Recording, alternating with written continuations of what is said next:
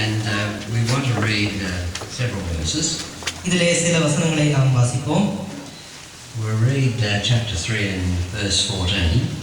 மூன்றாம் அதிகாரம் பிலிப்பியர்கள் எழுதின நிருபம் மூன்றாம் அதிகாரம் 14ஆம் வசனம். Then we'll go to the book of Acts and read chapter 20 verse 24. அதற்கு பின்பு அப்போஸ்தலர் 20ஆம் அதிகாரம் 24ஆம் வசனத்தை நாம் வாசிப்போம். We'll come back then to Philippians chapter 1 and verses 1 and 2. அதற்கு பிறகு பிலிப்பியர் முதல் அதிகாரம் 22ஆம் வசனத்திற்கு நாம் வருவோம். So can we all read together 3 and 14? பிலிப்பியர் மூன்றாம் அதிகாரம் 14ஆம் வசனத்தை நாம் எல்லோரும் சேர்ந்து வாசிப்போம். Please all read together. கிறிஸ்து இயேசுவுக்குள் தேவன் அளித்த வரமண்டை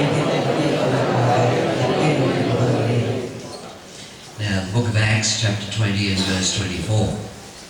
அப்போஸ்தலர் 20ஆம் அதிகாரம் 24ஆம் வசனம். Please read together. எல்லோரும் சேர்ந்து வாசிப்போம். 20-24ஆம் வசனம்.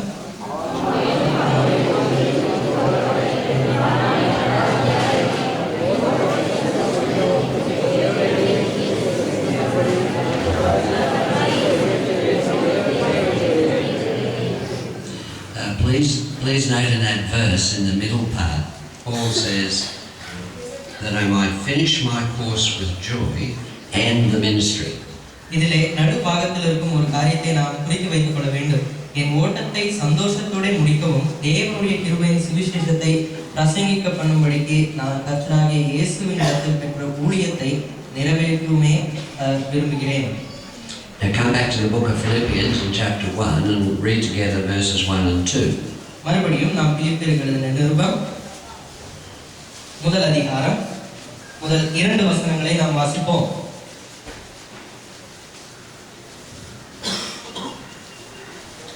முதல் 2 வசனங்கள் எல்லோரும் சேர்ந்து வாசிப்போம். இயேசு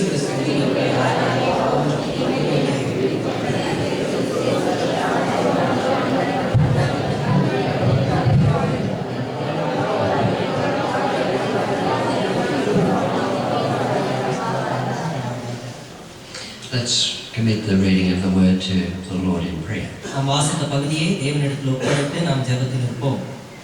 We thank you, Father, for your grace and mercy that finds us gathered here today. தேவனுடைய கிருபை நம் அனைவரையும் சேர்த்த தேவனுடைய கிருபைக்காக தேவனை உமக்கு ஸ்தோத்திரிக்கிறோம். You're a great God and greatly to be praised. நீ உன்னதமான தேவன், உம்முடைய கிருபை உன்னதமானது. So we thank you, Lord, for your travelling mercies that's brought each and every one to this place. உம்முடைய வசனமானது எல்லோரையும் எடுத்து இந்த இடத்துக்கு கொண்டு வந்ததற்காக உமக்கு ஸ்தோத்திரம். So we thank you for the joy of being in the sanctuary. அந்த வசனத்தில் காணப்படும் அந்த சந்தோஷத்துக்காக உமக்கு நன்றி செலுத்துகிறோம்.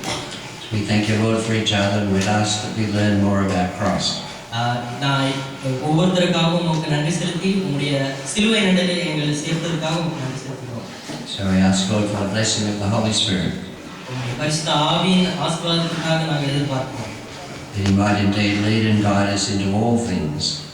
நடக்கிற எல்லா காரியத்திலும் ஆவியானவரே எங்களை வழிநடத்தும்படி நாங்கள் கேட்கிறோம். And teach us deep things about the Lord Jesus Christ. ஆண்டவராகிய இயேசு கிறிஸ்துவை பற்றி புதிய காரியங்களை நாங்கள் கற்றுக்கொள்ளும்படி அப்படி செய்யும். For we'd ask it in that lovely name, that name's above all names, that of the Lord Jesus. எல்லா நாமங்களுக்கும் மேலான இயேசு கிறிஸ்துவின் நாமத்தில் இதை நாங்கள் கேட்கிறோம். Amen. Well, greetings to you all, and it's good to be back in Parapati. Thank you for your love and greetings. உங்க எல்லாருக்கும் என்னுடைய வாழ்த்துதலை தெரிவித்துக் கொள்கிறேன். மறுபடியும் நான் பரப்பாடியில் இருப்பதற்கு எனக்கு மிகவும் சந்தோஷமாக இருக்கிறது. I bring you some greetings from various places. உலகத்தில் அநேக இடங்களிலிருந்து உங்களுக்கு வாழ்த்துதலை நான் தெரிவித்துக் கொள்கிறேன். I bring you greetings from the saints in Australia and the various assemblies there. ஆஸ்திரேலியாவில் இருக்கும் அநேக சபைகளிலிருந்து உங்களுக்கு வாழ்த்துதலை நான் கொண்டு வருகிறேன். I know they've been praying for you and certainly I know they've been praying for me. அவர்கள் உங்களுக்காகவும் கண்டிப்பாக சகோதரனுக்காகவும் ஜெபிக்கிறார்கள் என்று நான் நம்புகிறேன். Also, I bring you greetings from Horeb Church in Chicago in America. Horeb சபை சிகாகோ அமெரிக்காவிலிருந்து கூட உங்களுக்கு வாழ்த்துதல்களை நான் கொண்டு வருகிறேன். From the saints in Washington also in America. வாஷிங்டனில் இருக்கும் அந்த சபைகளிலிருந்தும் உங்களுக்கு வாழ்த்துதலை தெரிவித்துக் கொள்கிறேன். Similar greetings from the saints in Dallas in Texas. அங்க டாலஸ் டெக்சஸ் அமெரிக்காவில் இருக்கும் இன்னொரு சபையிலிருந்தும் கூட அங்க இருக்கும் ஊழியக்காரர்கள் நிமித்தமாக உங்களுக்கு வாழ்த்துதலை தெரிவித்துக் கொள்கிறேன். Brother Navalu at Hyderabad. ஹைதராபாத்தில் இருக்கும் சபையிலிருந்து கூட நான் உங்களுக்கு வாழ்த்துதலை தெரிவித்துக் கொள்கிறேன். And I talked to my wife on the telephone this morning. She sends love and greetings as well. சகோதரனுடைய மனைவியார் கூட இன்றைக்கு காலையில் டெலிஃபோனில் பேசும்பொழுது கூட உங்களுக்கு அவர்களுடைய வாழ்த்துதலையும் தெரிவித்துக் கொள்கிறார்கள். I'm grateful to those of you who prayed that the Lord would give me wisdom and hide me behind the cross. That was really encouraging. Thank you. சகோதரனை தேவனுடைய சிலுவைக்கு கீழாக மறைத்துக் கொண்டு அவருக்கு ஞானத்தை கொடுக்கும்படி நீங்கள் ஜெபித்த ஜெபத்திற்காகவும் அது எனக்கு எவ்வளவோ உற்சாகமாக இருந்தது. So let's turn to chapter 3 and verse 14. பிலிப்பியர் 3ஆம் அதிகாரம் 14ஆம் வசனத்துக்கு நாம் திருப்பிக் கொள்வோம். I'd like to suggest there's 4 aspects here that we'll look at over the next day or so. இந்த ஒரு நாளில் நாம் 4 காரியங்களை குறித்து நாம் பார்க்க போகிறோம். In the verse 14 it says, I press toward the mark for the prize of the high calling of God in Christ Jesus. கிறிஸ்து இயேசுவுக்குள் தேவன் அழைத்த பரம அழைப்பின் பந்தய பொருளுக்காக லக்கை நோக்கி தொடர்கிறேன். There are 4 things there that we can focus on. இதில் 4 காரியங்களின் மேல் நம்முடைய கவனத்தை நாம் செலுத்த முடியும். The first one is just that word I. இதில் முதல் காரியம் என்னவென்றால் நான் எனக்குரிய ஒரு காரியம். The second one is it says press toward the mark. இரண்டாவது காரியம் என்ன என்று பார்க்கும் பொழுது லக்கை நோக்கி தொடர்கிறேன். The third one is for the prize. For the prize. மூன்றாவது நாம் பார்க்கும் பொழுது பந்தய பொருள். And the final one is the high calling of God in Christ Jesus. நான்காவது பார்க்கும் பொழுது கிறிஸ்து இயேசுவுக்குள் தேவன் அழைத்த பரம அழைப்பு. Now each of those 4 small statements இந்த வசனத்தில் காணப்படுகிற இந்த 4 பாகங்கள் you can roughly line up with the 4 chapters of Philippians. இதை நாம் பிலிப்பியரில் இருக்கும் 4 அதிகாரங்களையும் நாம் அதில் ஒப்பிட முடியும். So we can say the first one when we say the word I. அதில் முதல் காரியம் நாம் பார்த்த விதமாக நான் எனக்குரிய வார்த்தையை நாம் பார்க்கும் பொழுது that's Paul's message. அதுதான் பவுல் அப்போஸ்தலனுடைய ஒரு சுவிசேஷமாக இருக்கிறது, தேவனுடைய பிரசங்கமாக இருக்கிறது. Paul's writing in what they call the first person about how he conducts ministry himself. முதலாவது பார்க்கும் பொழுது பவுல் தான் எப்படி தேவனுடைய ஊழியத்தை செய்கிறார் என்பதை குறித்து எழுதுகிறார். The second one is pressing toward the mark. இரண்டாவது பார்க்கும் பொழுது லக்கை நோக்கி தொடர்கிறேன். I'm calling that Paul's method. அது பவுல் அப்போஸ்தலனுடைய காரியமாக இருக்கிறது. The third one is for the prize. மூன்றாவது நாம் பார்க்கும் பொழுது அது பந்தய பொருள் என்று பார்க்கிறோம். And I'm calling that Paul's Christ. அதுதான் பவுல் அப்போஸ்தலனுடைய கிறிஸ்துவாக நாம் பார்க்கிறோம். And the final one, the high calling of God in Christ, I'm calling that Paul's ministry. நான்காவதாக பார்க்கும் பொழுது கிறிஸ்து இயேசுவுக்குள் தேவன் அழைத்த பரம அழைப்பு என்று பார்க்கும் பொழுது அது பவுல் அப்போஸ்தலனுடைய ஊழியம். So we'll work our way through these and see what the Lord can show us from the book of the Philippians. இந்த பாகங்களோட நாம் சென்று தேவன் நமக்கு என்ன கற்றுக் கொடுக்கிறார் என்பதை குறித்து நாம் பார்ப்போம். I think it's important to give some background to the book of Philippians. இந்த பிலிப்பியரை குறித்து கொஞ்சம் அதற்கு பின்னாக என்ன இருக்கிறது, என்ன காரியங்கள் இருக்கிறது என்பதை குறித்து நாம் பார்க்க வேண்டும். It's specifically written to a church. இது முக்கியமாக ஒரு சபைக்கு குறிப்பாக எழுதப்பட்டிருக்கிறது. And it's written in around AD 65 or thereabouts. அது கிறிஸ்துவுக்கு பின் 65ஆம் ஆண்டில் கிட்டத்தட்ட அந்த ஒரு வருடத்தில் அது எழுதப்பட்டிருக்கிறது. 65ஆம் ஆண்டு கிறிஸ்துவுக்கு பின் அந்த ஒரு ஆண்டில் அது எழுதப்பட்டிருக்கலாம் என்று கூறப்படுகிறது. Now, not so many years later, John writes the 7 churches in Revelation, roughly 20 years later. இது அங்க வெளிப்படுத்தின விசேஷத்தில் 7 சபைகளுக்காக எழுதப்பட்ட அந்த ஒரு காரியத்திற்கு கொஞ்சம் முன்னாடியாக எழுதப்பட்டிருக்கிறது. So there was quite a bit of advice being given to Christians in churches at that time. எத்தனையோ ஒரு குறிப்புகளை தேவனுடைய சபைகளுக்கு அந்த காலத்தில் கொடுக்கப்பட்டது. In the book of Philippians, the word sin is not mentioned. இந்த பிலிப்பியர் எழுதின இந்த நிருபத்தில் பார்க்கும் பொழுது பாவத்தை குறித்து இதில் எழுதப்படவில்லை. At least not in the King James. There might be in some other versions, but in the King James it's வேறு not. மொழிபெயர்ப்புகளில் தெரியவில்லை. கிங் ஜேம்ஸ் வெர்ஷன் என்ற ஆங்கில வேதாகமத்தில் அது இல்லை. There is an encouragement to be careful regarding the flesh. ஆனால் இங்கே என்ன எழுதப்பட்டு சரீரத்தை குறித்து ஜாக்கிரதையாக இருக்க வேண்டும் என்ற ஒரு உற்சாகமான ஒரு காரியத்தை குறித்து மட்டும் எழுதப்பட்டிருக்கிறது. And there's no particular reproofs or warnings given either. இதில் எச்சரிக்கையோ இப்படியாகத்தான் இருக்க வேண்டும் எனக்கூடிய எச்சரிக்கை குறித்து இதில் அதிகமாக எழுதப்படவில்லை. Now I know we have Syntyche and Herodias, but they were sisters in Christ. We'll come to that later on. They were sisters in Christ. எத்தனையோ சகோதரிகள் கிறிஸ்துவுக்குள் இருக்கக்கூடிய சகோதரிகள் இருக்கிறார்கள். So the principal words in the book of Philippians are joy, holiness, grace, peace and unity. இங்கே பிலிப்பியரில் முக்கியமாக நாம் பார்க்கும் பொழுது சந்தோஷம், சமாதானம், பரிசுத்தம் Peace and unity. ஒற்றுமையை குறித்து கூட நாம் பார்க்கிறோம். It's a very intimate letter that Paul's written to the Philippians. And பிலிப்பியருக்கு இருக்க அந்த சபைக்கு மிகவும் நெருக்கமான ஒரு கடிதமாக இதை பவுல் அப்போஸ்தலன் எழுதுகிறார். And he asked a man called Epaphroditus to take the letter to the Philippians. அப்போஃப்ரோடைட்டஸ் என்ற ஒரு மனிதனிடத்தில் இந்த ஒரு கடிதத்தை அவர் கொடுத்து அனுப்புகிறார். Now we'll read about Epaphroditus in chapter 2.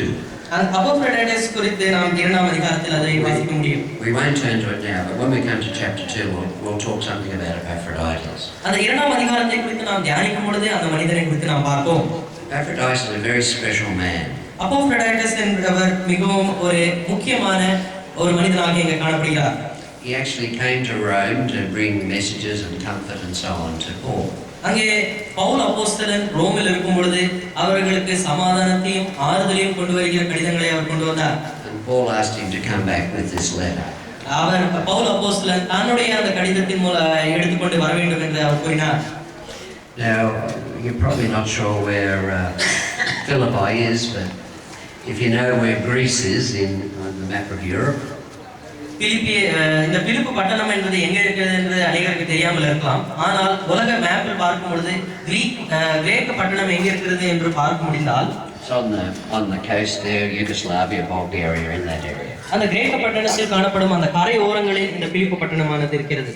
And it was a Roman colony that was founded by Alexander the Great. இது Alexander வீரர் மூலமாக கண்டுபிடிக்கப்பட்ட அந்த ரோம பட்டணத்தில் அது காணப்படுகிறது. Paul didn't go there by chance. அங்கே பவுல் அப்போஸ்தலன் தற்செயலாக அங்கே சென்றார். Just go back to Acts chapter 16 and you can read something about how Paul ended up at Philippi. அங்கே பிலிப்பு பட்டணத்திற்கு எப்படியாக அப்போஸ்தலனாகிய பவுல் சென்றார் என்பதை குறித்து அப்போஸ்தலர் 16ஆம் அதிகாரத்தில் எழுதப்பட்டிருக்கிறது. So if we read verses 6 through 11, you'll see how the Lord called Paul to Philippi. 6ஆம் வசனத்திலிருந்து 11ஆம் வசனத்து வரைக்கும் நாம் பார்க்கும் பொழுது ஆண்டவராகிய இயேசு கிறிஸ்து எப்படியாக பவுல் அப்போஸ்தலனை பிலிப்பு பட்டணத்துக்கு நடத்தினார் என்பதை குறித்து எழுதப்பட்டிருக்கிறது. Just read through to verse 11. 6லிருந்து 11 யாராவது வாசிங்க.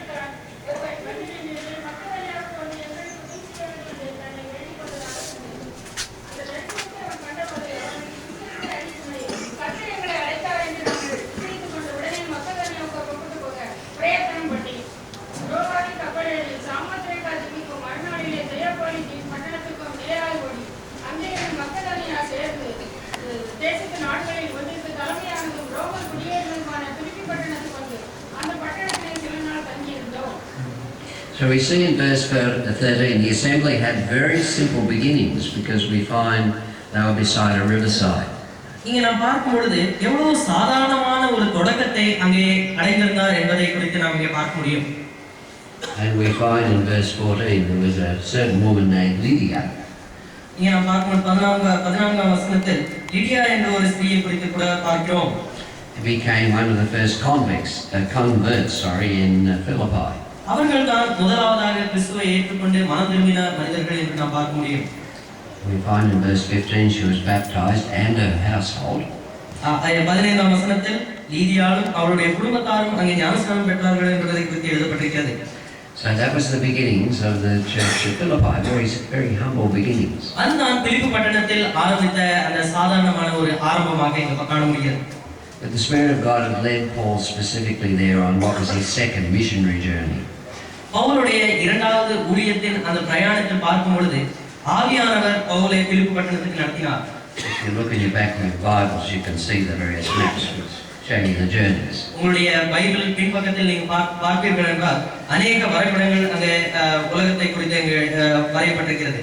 Now, as far as we know, the believers of Philippi were very loyal to Paul. அங்கே பிலிப்பு பட்டணத்தில் இருக்கும் அந்த விசுவாசிகள் பவுலுக்கு எவ்வளவு உண்மையாக அங்கே காணப்பட்டார்கள்.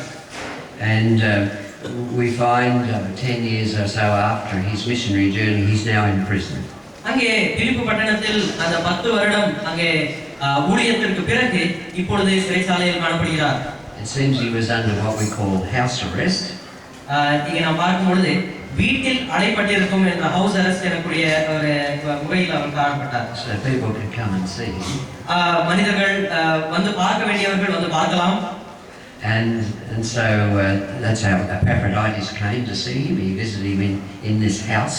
அந்த ஒரு நிலைமையில் இருக்கும் பொழுதுதான் Epaphroditus என்பவன் அங்கே பவுல் அப்போஸ்தலனை வந்து சந்தித்தது. And he took back this letter which we now read.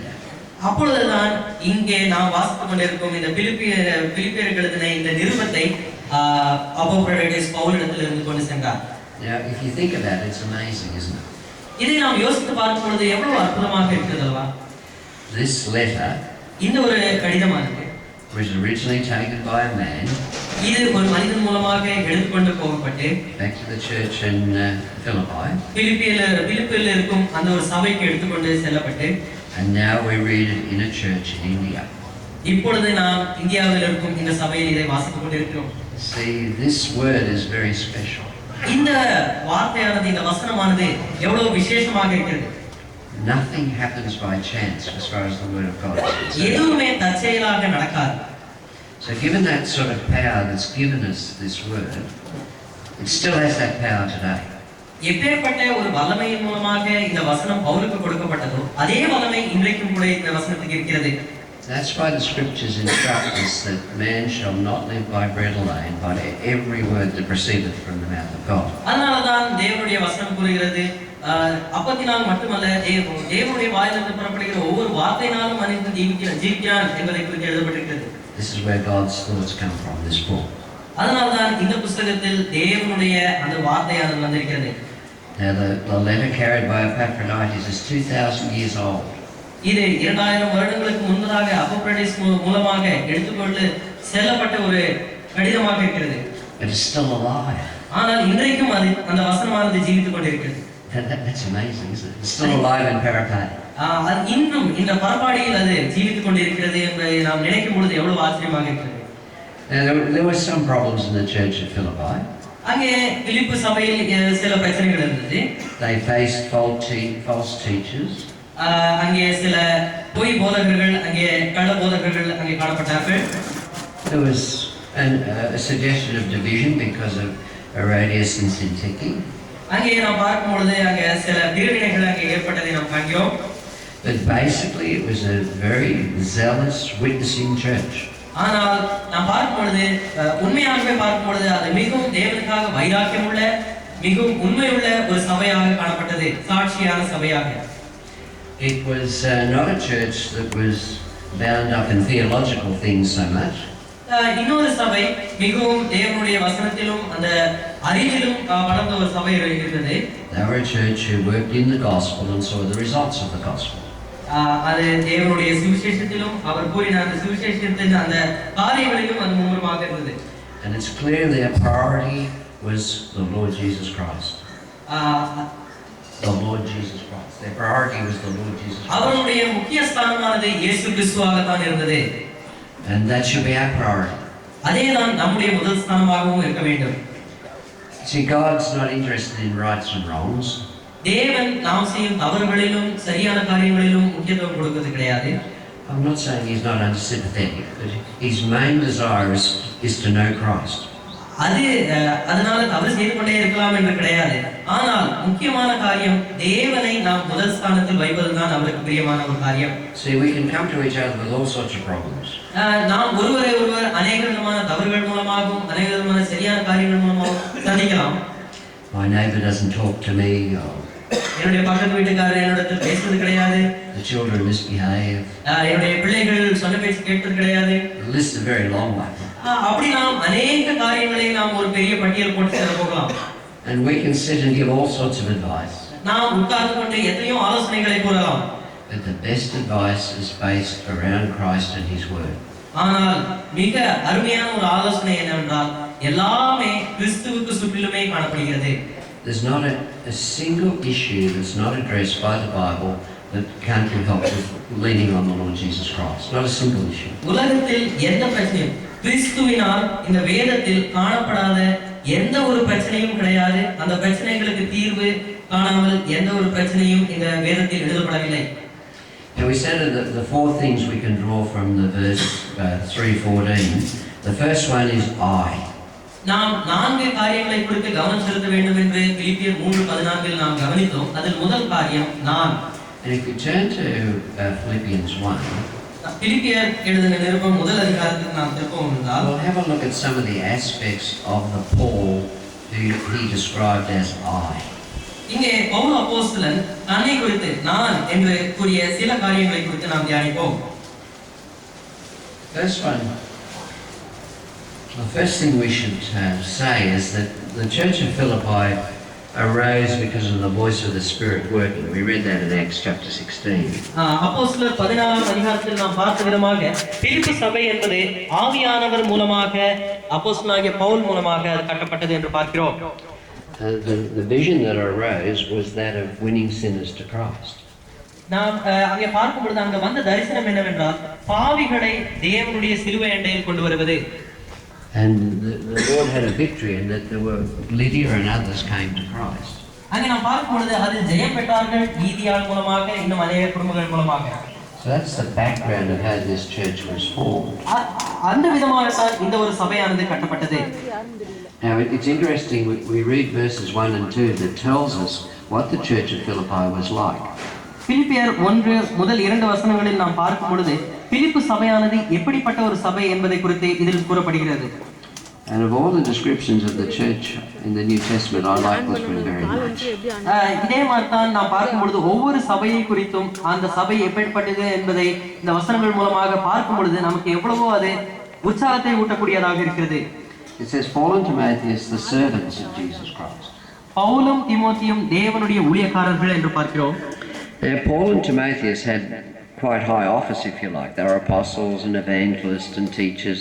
There were many things. அவர்களுக்கு எத்தனையோ பட்டங்கள் கொடுக்கப்பட்டிருந்தது. சுவிசேஷகர்கள், அப்போஸ்தலர்கள், சீஷர்கள், போதகர்கள் என்று அநேக பட்டங்கள் அவர்களுக்கு கொடுக்கப்பட்டது. But they simply addressed themselves as servants. ஆனால் அவர்கள் தங்களை தாங்களே ஊழியக்காரர்கள் என்று கூறினார்கள். The Lord's heart is for each one of us to be a servant of the Lord Jesus Christ. எப்பொழுதுமே தேவன் விரும்புகிற தேவன் தனக்கு ஊழியக்காரர்களாக இருக்க வேண்டும் என்று விரும்புகிறார். And personally, that's the greatest joy of my life, being a servant of the Lord Jesus Christ. உண்மையாகவே சகோதரனும் தன்னுடைய ஜீவியத்தில் சந்தோஷமான ஒரு காரியம் என்னவென்றால் தேவனுக்கு ஊழியக்காரராக இருப்பதுதான். But you're all servants too. நீங்கள் எல்லோரும் கூட தேவனுக்கு ஊழியக்காரர்கள் தான். It's interesting that Paul and Timotheus chose not to identify themselves as anything but servants. இங்கே நாம் பார்க்கும் பொழுது எவ்வளவு ஆச்சரியமான காரியம் என்னவென்றால் பவுலும் தீமோத்தேயும் அவர்களை தங்களை தாங்களே கூறிக்கொள்ளும் பொழுது ஊழியக்காரர் என்று மட்டுமே அவர்கள் கூறினார்கள். So this morning it's the same. I'm a servant, but you're servants too. நாங்களும் தேவனுடைய ஊழியக்காரர்கள் தான், அதே விதமாக நீங்களும் தேவனுக்கு ஊழியக்காரர்களாக தான் இருக்கிறீர்கள். So we're all one in this ministry, if you like, of serving the Lord Jesus Christ. தேவனை ஊழியம் செய்யக்கூடிய இந்த ஒரு ஊழியத்தில் நாம் எல்லோருமே சமமாக இருக்கிறோம். And sometimes some of us end up doing something different to the other, but we still remain servants. சில பேர் ஒவ்வொருவரும் ஒவ்வொரு விதமாக வித்தியாசமான காரியங்களை செய்து கொண்டிருக்கலாம், இருந்தாலும் தேவனில் நாம் எல்லோரும் ஒன்றாக ஊழியக்காரர்களாக தான் இருக்கிறோம். And he addresses to all the saints in Christ Jesus which are at Philippi. இங்க நாம் பார்க்கும் பொழுது இயேசு கிறிஸ்துவின் ஊழியக்காரராகிய பவுலும் தீமோத்தேயும் பிலிப்பு பட்டணத்தில் கிறிஸ்து இயேசுவுக்குள்ளான பரிசுத்தவான்கள் அனைவருக்கும் என்று எழுதப்பட்டிருக்கிறது. Now I could say this morning, just using a few names, I could say Piravilla and Hawes, the servants of Jesus Christ, to all the saints in Christ Jesus which are at Parapati. இங்கே நாம் பார்க்கும் பொழுது அதே வசனத்தில் இயேசு கிறிஸ்துவின் ஊழியக்காரராகிய குருவில்லா சகோதரனும் John has சகோதரனும் இங்க பரப்பாடியில் இருக்கும் கிறிஸ்து இயேசுவுக்குள்ளான பரிசுத்தவான்கள் அனைவருக்கும் என்று சொல்லப்படும். And this is true today as it was 2000 years ago. அது 2000 வருடங்களுக்கு முன்பதாக எவ்வளவு உண்மையாக இருந்ததோ அதே விதமாக தான் இன்றைக்கும் அது உண்மையாக இருக்கிறது. The principle is exactly the same. அந்த தத்துவங்களானது அது இன்றைக்கும் அது அதே விதமாக தான் இருக்கிறது. And then Paul goes on and says with the bishops and the deacons. கண்காணிகளுக்கும் உதவிக்காரருக்கும் எழுதுகிறதாவது. So he graciously recognizes those who have the rule over us, the elders and the deacons. இங்க நாம் பார்க்கும் பொழுது பவுல் அப்போஸ்தலன் முக்கியமாக அந்த சபையை நடத்தக்கூடிய அந்த கண்காணிகளுக்கும் உதவிக்காரருக்கும் அவரை கவனித்து அவர்களுக்காக எழுதுகிறார். So to me it's a lovely description of an assembly. அது ஒரு சபையின் அருமையான ஒரு விவரிப்பாக இது காணப்படுகிறது. Then Paul goes on and says to them, grace be unto you and peace from God our Father and from the Lord Jesus Christ. Pavul தொடர்ந்து என்ன கூறுகிறார் என்று பார்க்கும் பொழுது நம்முடைய பிதாவாகிய தேவனாலும் கர்த்தராகிய இயேசு கிறிஸ்துவினாலும் உங்களுக்கு கிருபையும் சமாதானமும் உண்டாவதாக. So it's a lovely greeting, isn't it? எவ்வளவோ அருமையான ஒரு வாழ்த்துதல் இங்கே காணப்படுகிறது. I could do the same. I could say grace be unto you and peace from God our Father and from the Lord Jesus Christ. சகோதரனும் அதே விதமாக உங்களுக்கும் நம்முடைய பிதாவாகிய தேவனாலும் கர்த்தராகிய இயேசு கிறிஸ்துவினாலும் உங்களுக்கு கிருபையும் சமாதானம் உண்டாவதாக என்று கூறுகிறார். It's a lovely greeting. இது எவ்வளவு அருமையான ஒரு வாழ்த்துதலாக இருக்கிறது. Now many of you have said the same to me. நீங்களும் அநேகர் இதை எனக்கு கூறலாம். And for that I'm thankful. அதற்கு உங்களுக்கு நன்றி. Now let's have a look at Paul's method. இது பவுலுடைய ஒரு வித்தியாசமான முறையை குறித்து இங்க நாம் பார்க்கலாம். Remember, we're trying to get an understanding of why he's written the word in Philippians 3 and 14. அங்கே பவுல் பிலிப்பியர் 3:14 எழுதின வசனத்தை எதற்காக எழுதினார் என்பதை குறித்து நாம் தியானிக்க போகிறோம். Because we need to go backwards to see where he stands before we can fully understand 3 and 14. அங்கே பிலிப்பியர் 3:14 நாம் முழுவதுமாக நாம் புரிந்து கொள்ள வேண்டும் என்றால் அதற்கு பின்னாக சென்று அது என்ன நடந்தது என்பதை குறித்து நாம் பார்க்க வேண்டும். So the first thing we can note is what we've just said. இப்பொழுது முதலாவதாக நாம் கவனிக்க வேண்டிய விஷயம் என்னவென்றால் இப்பொழுது நாம் பார்த்த இந்த இரண்டு வசனங்கள். He says in verse 3, I thank my God upon every remembrance of you. மூன்றாம் வசனம் வாசியுங்கள். Verse 3. I thank my God upon every remembrance of you.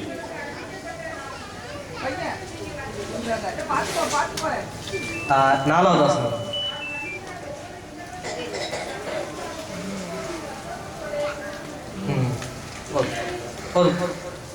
So the personal Paul was a person who was praising all the time. இங்கே நாம் பார்க்கும் பொழுது எப்பொழுதுமே துதிக்கிற ஒரு மனிதனாக பவுல் அப்போஸ்தலன் காணப்பட்டார். He thanked them for their fellowship in verse 3. அவர்களுடைய ஐக்கியத்திற்காக அந்த சகவாசத்திற்காக நன்றி கூறுகிறார். In 4 and 5 he thanks them for their continuing fellowship in prayer with him. அவர்களோடு தொடர்ந்து அந்த ஜெபத்தில் ஐக்கியம் கொள்வதில் நன்றி செலுத்துகிறார். And their fellowship in the gospel with him. சுவிசேஷத்தில் ஐக்கியமாக இருக்கிறதுனால் அவர்களுக்கு நன்றி கூறுகிறார். Now all these things are very basic practical things. இதெல்லாம் அடிப்படையான தேவனுடைய ஊழியத்தில் காணப்பட வேண்டிய ஒரு காரியங்களாக இருக்கிறது. There's nothing terribly difficult about them. இது மிகவும் கஷ்டமான ஒரு காரியங்கள் கிடையாது. You don't need a theological degree to work these out. இதெல்லாம் நாம் கற்றுக்கொள்வதற்காகவும் செய்வதற்காகவும் பெரிய படிப்பு ஒன்றும் படித்து வர வேண்டியது அவசியமில்லை. But when Paul uses the word I, ஆனால் பவுல் அப்போஸ்தலன் எப்பொழுது நான் எனக்குரிய வார்த்தையை உபயோகிக்கிறாரோ he's telling us specifically I did these things. நான் இதை செய்தேன் என்று அவர் சில காரியங்களை கூறுகிறார்.